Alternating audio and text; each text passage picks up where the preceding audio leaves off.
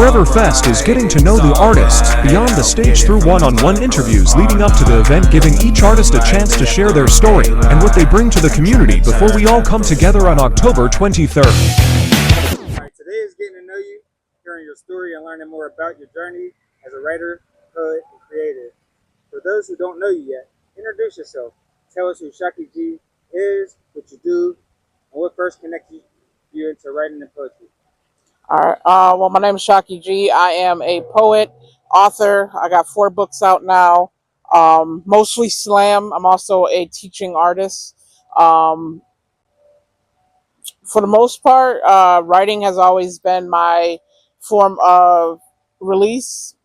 I got into it. I had an uncle who was a writer. He was an amazing writer, but he never really got his name out there, didn't publish anything. And I feel like his work was lost.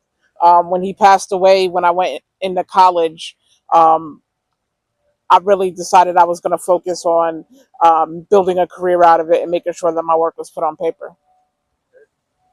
You describe yourself as a big goofball, but a lot of your work deals with serious issues and emotions.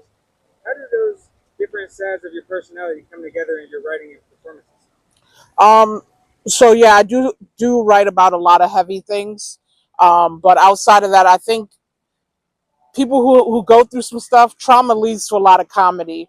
I have to find a way to laugh to not focus on the bad things. When I perform, I also don't want people to leave feeling upset because they heard a lot of heavy things. So I do incorporate comedy into my pieces or in between just talking and building relationships with people. Um, I like to just have fun. So, you experienced multiple foster homes as a child while watching your mother fight through addiction and other struggles to get you back. How did those experiences shape the way you understand people, community, and the systems around us? Well, a lot of it, I realize how the systems in America affected not only myself but Black people in general.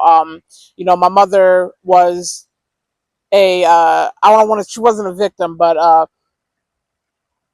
the crack epidemic in New York City. She grew up in New York City, and unfortunately was an addict. Um, and we know about the CIA and COINTELPRO pushing that into those streets to begin with.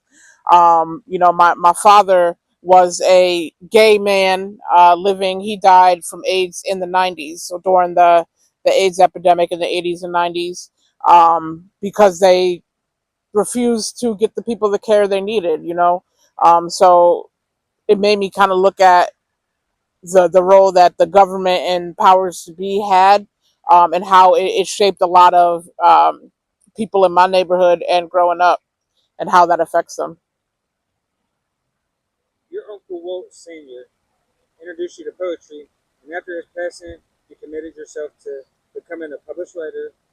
Now that you've released a horror novel, a poetry collection, how does it feel to accomplish something like that that also carries part of his influence with you? So in the beginning, I just wanted to publish something, and I was like, I just want my words to be out there forever. Now I'm in a space where I want to change the ethos in the area. I want my words to do something. I want to change perspectives. So I put more energy and thought into what I'm publishing, and what I put out. I want there to be things that are taught within it. Recently, I did some teaching at Westinghouse with kids. I just want to have a better impact on the people around me. You're focusing on performing more, working with youth, teaching, and building literacy through poetry. What do people hope someone walks away, or what do you hope someone walks away with when hearing your words or learning from you? It depends on the situation that we're in. Most times, I want people to learn something that they didn't know. I want them to find a love for poetry that I found. Some people don't know how to regulate their emotion or speak their emotion, and being able to relate to something I write it will help them do that. It's also how I feel about literacy. They don't really do the reading that we did when I was in school. Now they label it as college reading, and some people don't have the words to say what they need to say to get things out. So I think when they find out that poetry is an art form that will allow them to do that, it pushes people to want to do more reading and writing.